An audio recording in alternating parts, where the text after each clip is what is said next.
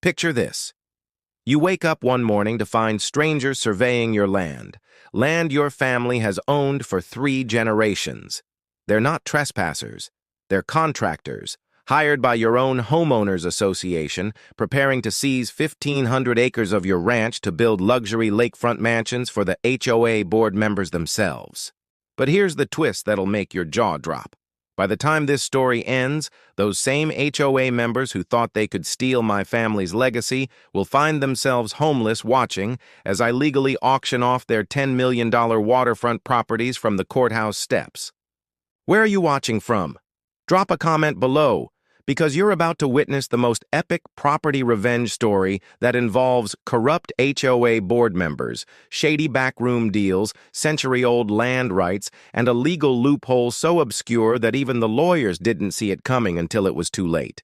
This isn't just another HOA horror story. This is about how a small-town cattle rancher took on a corrupt association backed by millionaire developers and won everything. Literally everything. And the best part?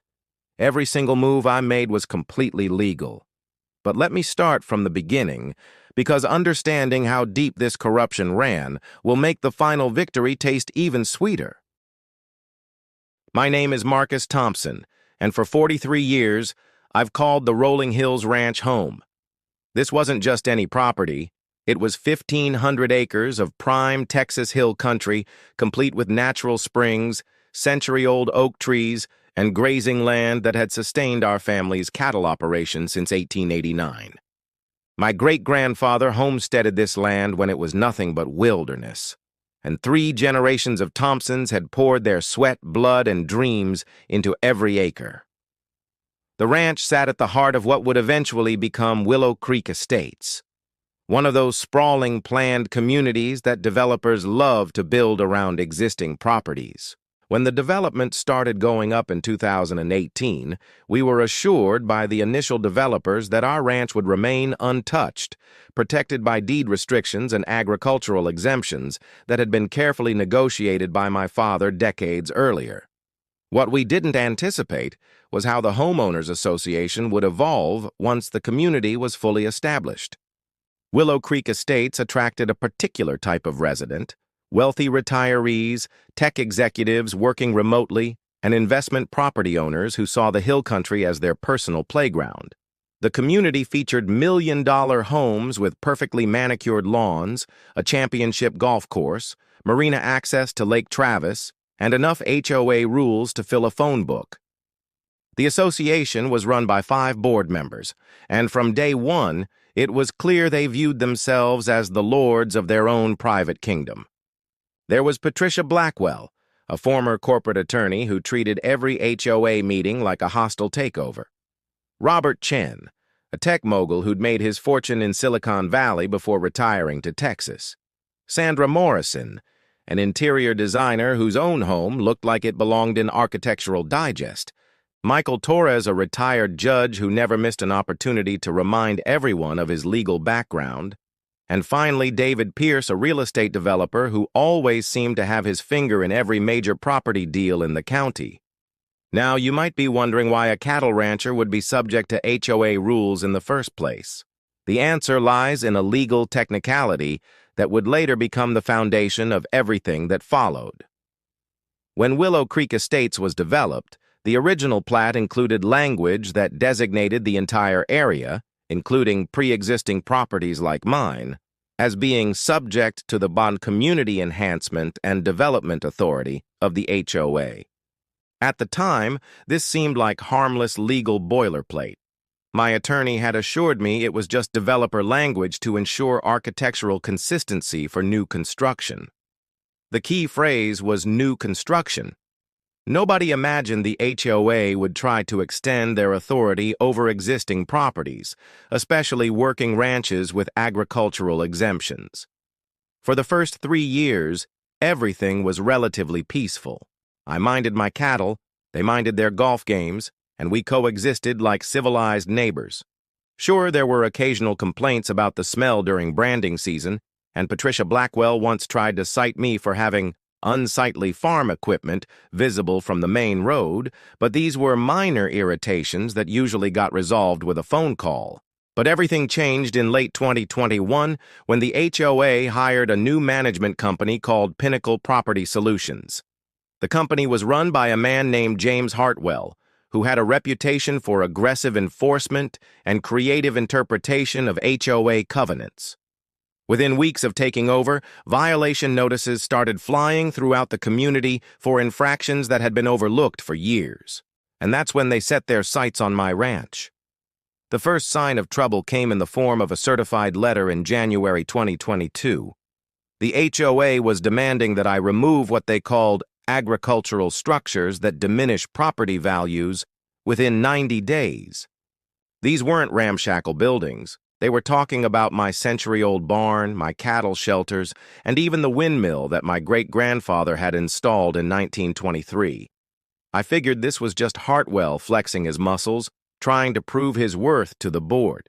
I responded with copies of my agricultural exemption, documentation of the property's historical status, and a polite but firm letter explaining that working ranches were specifically protected under Texas property law. Their response was swift and shocking. Instead of backing down, they doubled down with a claim that stopped my heart. According to their legal team, my property had been improperly excluded from the original HOA covenant, and they were prepared to take legal action to correct this administrative oversight. What they were essentially claiming was that my family's ranch, which had existed for over a century before their community was even a dream in some developer's mind, should have been included in the HOA from the beginning. And if they could prove this claim in court, they would have the legal authority to impose their rules, their fines, and their vision for community enhancement on my 1,500 acres. But here's where the story takes a turn that nobody, including me, saw coming. Remember, I mentioned that the HOA board members were wealthy, successful people who were used to getting their way. What I discovered later was that their interest in my property went far beyond just enforcing community standards. David Pierce, the real estate developer on the board, had been quietly assembling adjacent properties for what he called Phase 2 of Willow Creek Estates expansion. My ranch, with its pristine lakefront access and rolling hills, was the crown jewel he needed to make his vision complete. Patricia Blackwell had been researching the legal pathways to forced acquisition.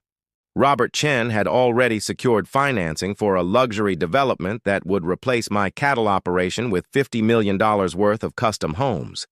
They weren't just trying to regulate my property, they were planning to take it. And here's the part that still makes my blood boil. They thought they were so much smarter than a simple cattle rancher that they didn't bother to hide their tracks very well. The harassment campaign began in earnest in March 2022, and looking back, I can see it was orchestrated with military precision. Every few days brought a new violation notice, each one more absurd than the last.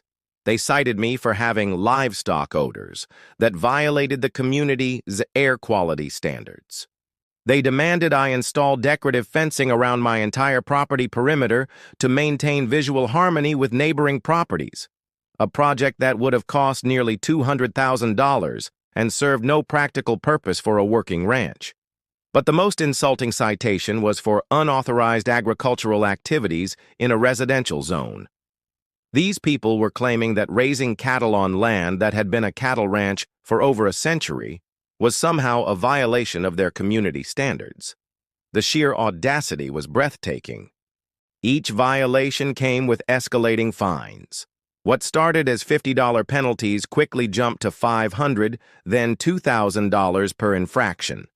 By summer, I was looking at over $30,000 in accumulated fines for violations that ranged from having improperly maintained dirt roads to allowing vegetation to exceed community height standards, which was their way of saying my native grasses were too tall.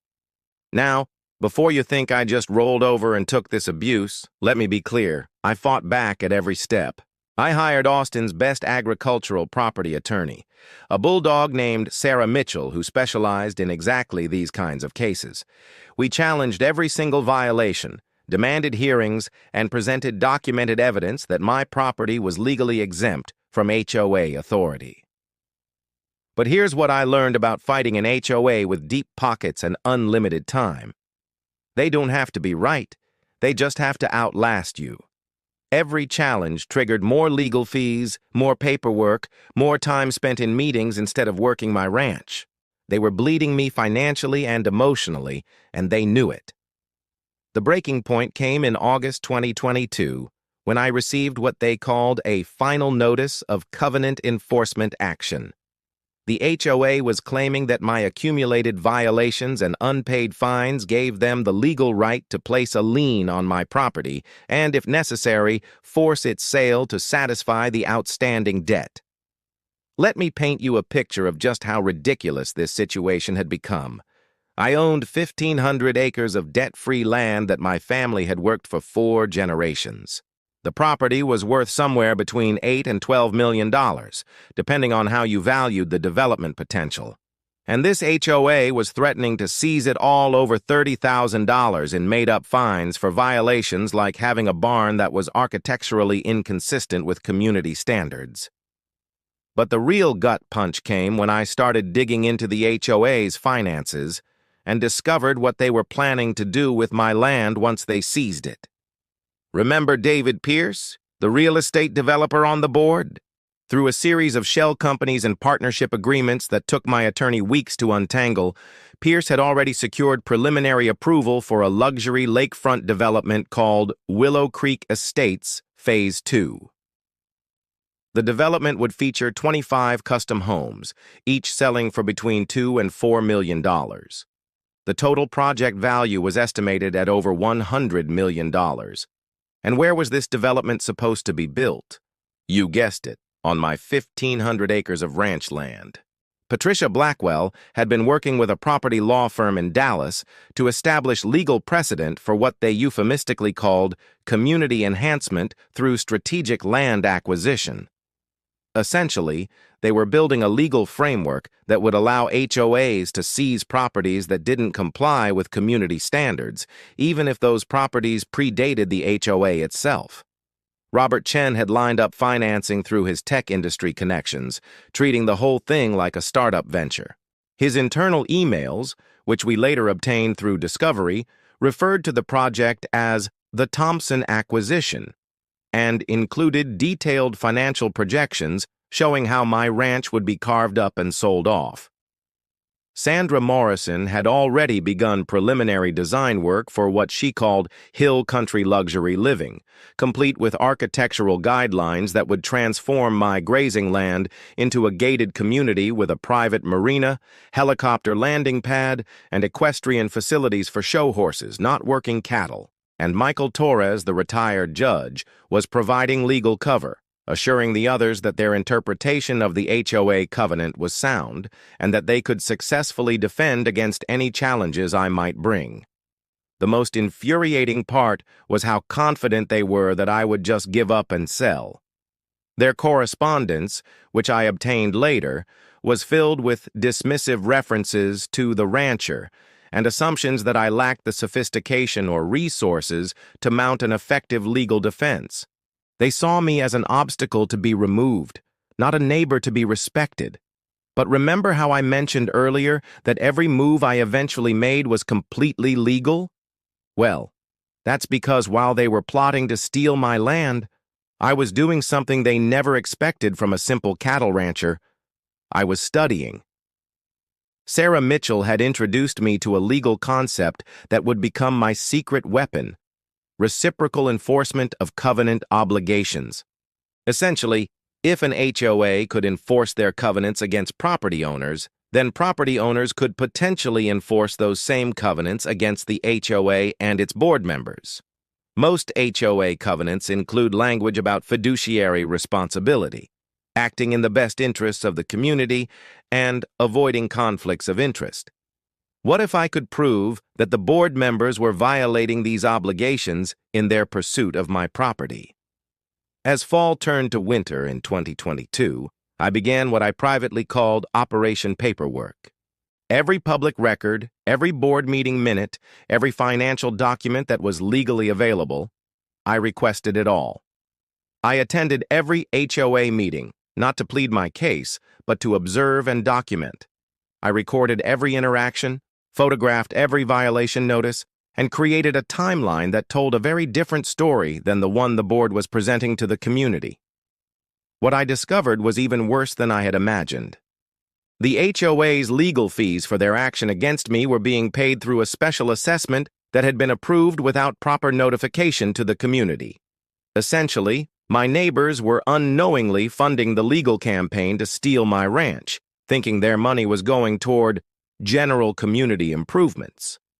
Pierce's development company had been awarded several small contracts for community maintenance projects at above-market rates, with the excess funds being funneled into accounts that were later used to pay for legal and consulting fees related to the ranch acquisition plan.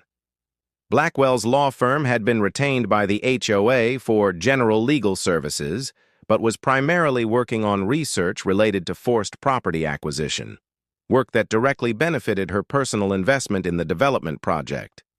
Chen had used his position on the board to steer HOA investment funds into financial products managed by his former colleagues in Silicon Valley, generating commissions that helped offset his personal contribution to the development financing. And Morrison's design firm had been hired by the HOA to create community enhancement proposals that just happened to align perfectly with the luxury development plans for my property. By February 2023, I had enough documented evidence to prove that every single board member was using their HOA position to enrich themselves at the community's expense, while simultaneously conducting what amounted to a criminal conspiracy to steal my family's land. But I still needed one more piece of the puzzle before I could strike back. I needed to understand exactly how they planned to complete their theft, because knowing their strategy would allow me to turn it against them. That's when I discovered their fatal mistake, a legal oversight so glaring that even experienced attorneys couldn't believe they had made it. The revelation came during a late-night document review session in March 2023. Sarah Mitchell had obtained copies of all the property deeds within Willow Creek Estates through a routine public records request, and we were cross-referencing them against the original HOA covenant documents when she suddenly stopped reading and stared at the papers in front of her. "Marcus," she said quietly, "I think they just handed us the keys to the kingdom." What she had discovered was a legal principle called reciprocal covenant enforcement, but with a twist that nobody, including the HOA's expensive legal team, had considered. When Willow Creek Estates was originally developed, the HOA covenant included language that made all property owners within the community subject to the same rules and obligations. This was standard language designed to ensure everyone followed the same architectural guidelines and community standards. But here's the crucial detail. The HOA board members, in their rush to establish legal authority over my ranch, had successfully argued in their legal filings that all properties within the geographic boundaries of Willow Creek Estates, including pre-existing properties like mine, were subject to the HOA covenant. If that was true, then their own properties were subject to those same covenants, and if I could prove they were violating those covenants in more serious ways than my supposed agricultural structure violations, then I could potentially use the same legal mechanisms they were using against me. The next few weeks were a whirlwind of investigation that would make any detective proud. Sarah and I systematically examined every aspect of the board members' properties and HOA-related activities, looking for covenant violations that were more substantial than complaints about my barn and windmill. What we found exceeded our wildest expectations. David Pierce's property, which he had purchased 2 years earlier, had been extensively modified without proper HOA architectural approval. He had installed a private dock that extended beyond the permitted waterfront boundaries, built a guest house that exceeded height restrictions, and created a private road that encroached on community property. The total value of these unpermitted improvements was over $2 million, and according to the HOA's own enforcement guidelines, they constituted violations that could result in forced correction, or, if correction was impossible, property forfeiture. Patricia Blackwell's violations were even more interesting. Her property had been purchased through a shell company that she hadn't disclosed to the HOA, which was a direct violation of the covenant's transparency requirements. More importantly, she had been using her position as an HOA board member to steer legal work to her own firm, which was a textbook conflict of interest that violated both the HOA covenant and Texas property law. Robert Chen's violations were the most financially significant. He had been systematically investing HOA reserve funds in high-risk financial products managed by his former Silicon Valley colleagues, generating personal commissions while exposing the community to potential losses. This wasn't just a covenant violation, it was potentially criminal mismanagement of fiduciary responsibilities. Sandra Morrison had been using her position on the Architectural Review Committee to approve her own design projects for other community members, then billing both the homeowners and the HOA for the same work. She had also made unauthorized modifications to her own property that violated multiple architectural guidelines. And Michael Torres, the retired judge who should have known better, had been providing legal advice to the HOA while simultaneously investing in Pierce's development company. This created a conflict of interest so obvious that it would have been grounds for judicial misconduct if he were still on the bench. But the most damning discovery was what Sarah found buried in the HOA's financial records. The board had been systematically diverting community funds into a special account ostensibly created for future community enhancements. In reality, this account was being used to fund their legal campaign against me and to provide bridge financing for Pierce's development plans. Every property owner in Willow Creek Estates had been unknowingly contributing to a scheme designed to steal my ranch and enrich the board members through illegal development deals. By April 2023, we had documented over $4 million worth of covenant violations by the board members, plus evidence of financial improprieties that could result in both civil and criminal liability. But Sarah had an even more creative strategy in mind. Texas property law includes a provision called superior lien rights that allows property owners to claim compensation for damages caused by covenant violations, including violations by HOA board members acting outside their authority. If we could prove that the board's violations were more severe than mine and that their actions had caused me financial harm through illegal enforcement actions, we could potentially place liens on their properties to secure compensation. The beauty of this approach was that it used the HOA's own legal weapons against them. They had spent months arguing that covenant violations justified property liens and potential foreclosure. Now we would use those same arguments to target their properties. But I wanted more than just financial compensation. I wanted justice. And I wanted to make sure this could never happen to another property owner. That's when Sarah suggested the nuclear option, a citizen's enforcement action that would not only recover my damages, but could potentially result in the forced sale of the board members' properties to satisfy their covenant violations. The legal filing we prepared in May 2023 was a masterpiece of reciprocal enforcement. We documented every violation by every board member, calculated the financial harm to the community, and to my property specifically, and demanded immediate correction of all violations plus damages totaling just over $10 million. The amount wasn't arbitrary. It represented the estimated value of Pierce's development project, the profit they had hoped to gain by stealing my ranch. We were essentially demanding that they forfeit their illegal gains by surrendering their own properties. The most satisfying part was that we filed our action using the exact same legal procedures they had used against me. Same forms, same courthouse, same legal precedents. The only difference was that our violations were documented with photographs, financial records, and legal experts, while their violations against me were based on subjective aesthetic complaints. When the certified letters were delivered to each board member's home on May 15, 2023, the reaction was immediate and predictable. Within hours, my phone was ringing with calls from their attorneys, demanding meetings, negotiations, and dismissals. But I had learned something from watching how they had treated me for over a year. When someone shows you who they really are through their actions, believe them the first time. These people had systematically tried to steal my family's legacy through legal manipulation and abuse of power. They had cost me tens of thousands of dollars in legal fees, months of stress, and nearly destroyed my faith in the justice system. I wasn't interested in negotiations. The legal response was swift and desperate. They hired one of Dallas's most expensive law firms to challenge our filing, claiming that property owners couldn't use covenant enforcement against board members, that our damage calculations were excessive, and that their violations were minor administrative oversights rather than serious breaches. But their most telling response was what they did next. They immediately began trying to correct their violations. Pierce started the permit process for his unpermitted improvements.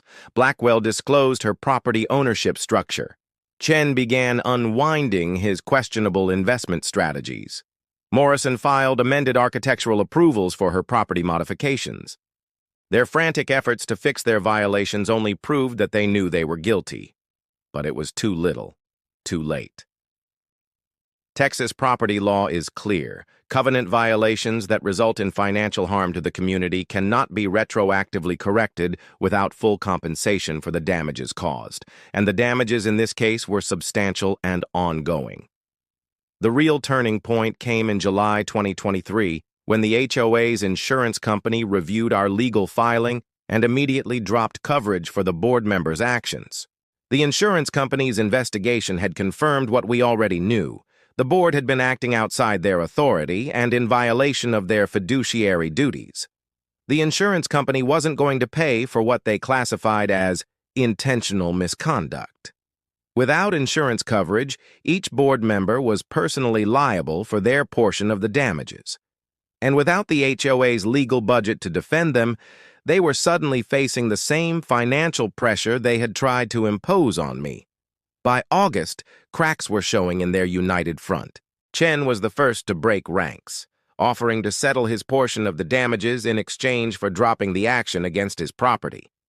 Then Morrison approached us with a similar offer. Pierce and Blackwell held out the longest, still believing they could find a legal loophole to escape consequences.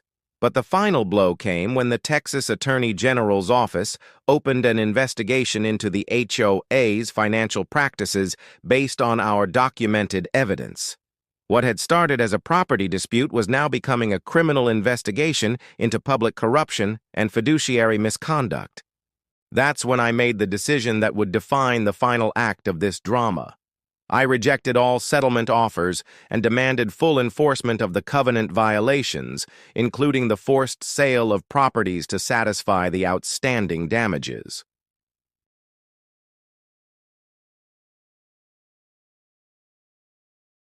The courthouse steps auction on October 15, 2023, was a scene that still gives me chills when I think about it.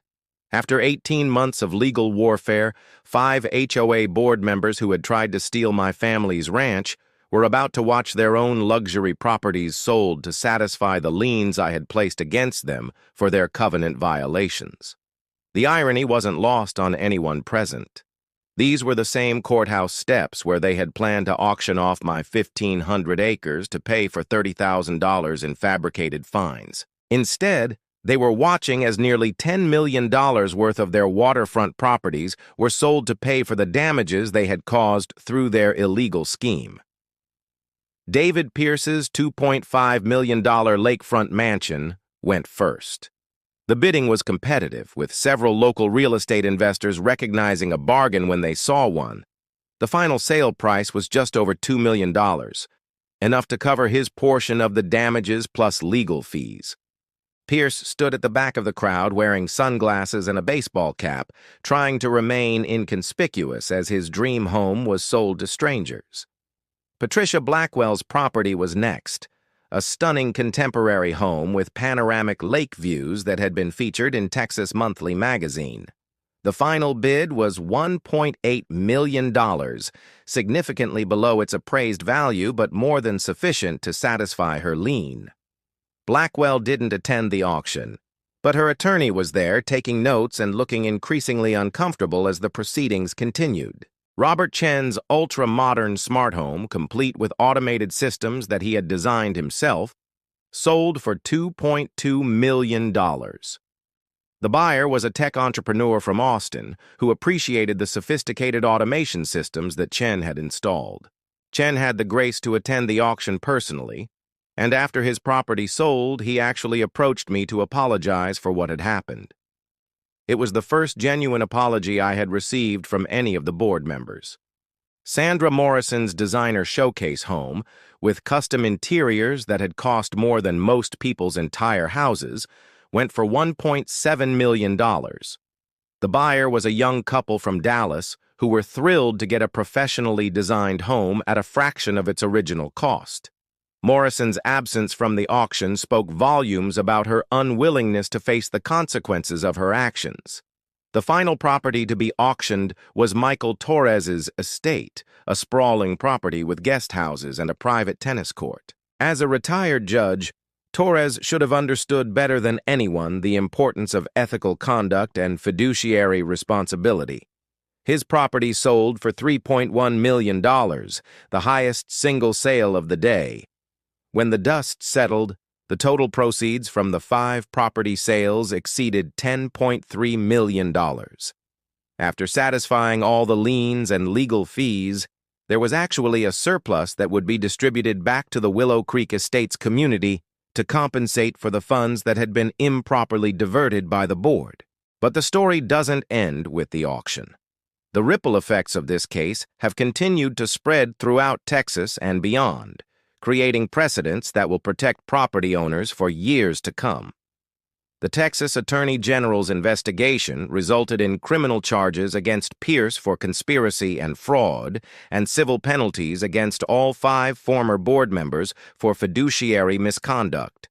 Pierce ultimately pleaded guilty to reduced charges and was sentenced to 2 years probation plus community service. The others received civil penalties and were banned from serving on HOA boards anywhere in Texas.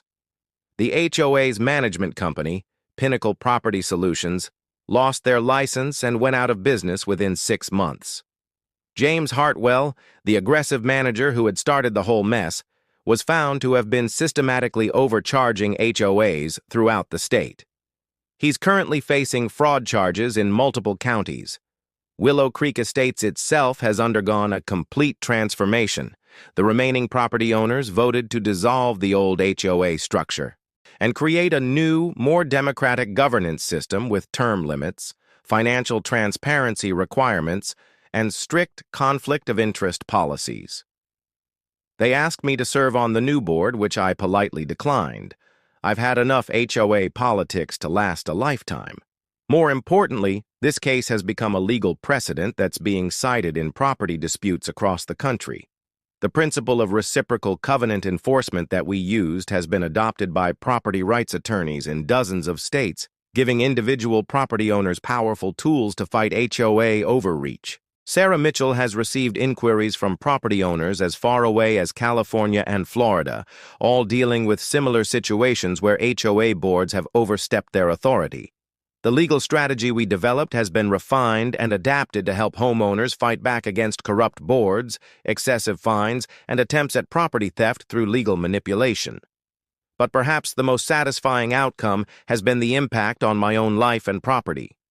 My ranch is still operating exactly as it has for over a century. My cattle still graze the same pastures my great-grandfather cleared. The century-old barn that started this whole mess is still standing proudly, now with a historical marker recognizing its significance to the community's agricultural heritage. The legal fees and stress of fighting this case were significant, but they were nothing compared to what I would have lost if the board had succeeded in their scheme. More importantly, the principle was worth fighting for. No property owner should have to worry that their neighbors can simply vote to steal their land through legal manipulation and corrupt governance. The financial outcome was unexpected but welcome. After paying all legal fees and expenses, I netted over $8 million from the lien enforcement actions. I've used part of that money to establish a legal defense fund for property owners facing similar HOA abuse, and I've expanded my ranch operation to include agricultural education programs for local schools. The 5 board members have all left the area. Pierce moved back to Dallas and is working as a construction manager, a significant step down from his previous role as a development company owner. Blackwell relocated her law practice to Houston and now specializes in business transactions rather than property law. Chen returned to California and has stayed out of real estate entirely. Morrison moved to Arizona and has kept a very low profile. Torres moved to Florida, where he's reportedly working as a legal consultant. None of them attempted to appeal the lien enforcement actions or challenge the auction results. They recognized that they had been caught red-handed and that fighting further would only increase their legal exposure and potential criminal liability. The broader community has learned valuable lessons about governance, accountability, and the importance of paying attention to what elected officials, even HOA board members, are doing with their authority and their neighbors' money. Property owners throughout Willow Creek Estates now attend board meetings regularly, ask detailed questions about financial decisions, and maintain active oversight of community management. Looking back on this entire experience, I'm struck by how a simple attempt to enforce basic property rights revealed a web of corruption and abuse that went far beyond anything I initially imagined. What started as harassment about my barn and windmill ended up exposing a criminal conspiracy to steal millions of dollars worth of property and defraud an entire community. The lesson here isn't just about HOAs or property law. It's about the importance of standing up to bullies, regardless of how wealthy, educated, or well-connected they might be. It's about the power of persistence, documentation, and creative legal thinking. Most importantly, it's about the fact that in America, your property rights still mean something if you're willing to fight for them. Every property owner should remember that legal documents and community covenants are binding in both directions. If an HOA can enforce rules against you, then you can enforce those same rules against them. If board members want the authority to regulate their neighbors' properties, then they must be held to the highest standards of ethical conduct and fiduciary responsibility. The next time someone tells you that you can't fight City Hall, or in this case, the HOA, remember the story of how a cattle rancher from the Texas Hill Country took on 5 millionaire board members and won everything. Sometimes David really does beat Goliath, especially when David has better lawyers and Goliath gets greedy. But here's the question I'll leave you with. How many other HOA boards across the country are running similar schemes right now, targeting property owners they see as easy marks? How many communities are being systematically looted by board members who think they are too smart to get caught? If you're dealing with HOA abuse, document everything, know your rights, and remember that the same laws they use against you can be turned around and used against them. Justice may be slow, but when it arrives, it can be absolutely devastating to those who thought they were above the law. And if you're ever driving through the Texas Hill Country and you see a century-old barn with a historical marker next to a modern subdivision, stop by and say hello. I'll be happy to show you around the ranch that 5 corrupt board members tried to steal and tell you about the $10 million worth of lakefront properties that proved crime doesn't pay, even when it's dressed up in legal paperwork and community covenants. The Thompson Ranch is still here, still operating, and still owned by the family that's worked this land for 4 generations. Some things are worth fighting for, no matter how long the fight takes or how powerful the opponents seem to be. Sometimes the best revenge is simply refusing to be a victim and making sure the bullies face the consequences of their actions in the most public, legal, and permanent way possible.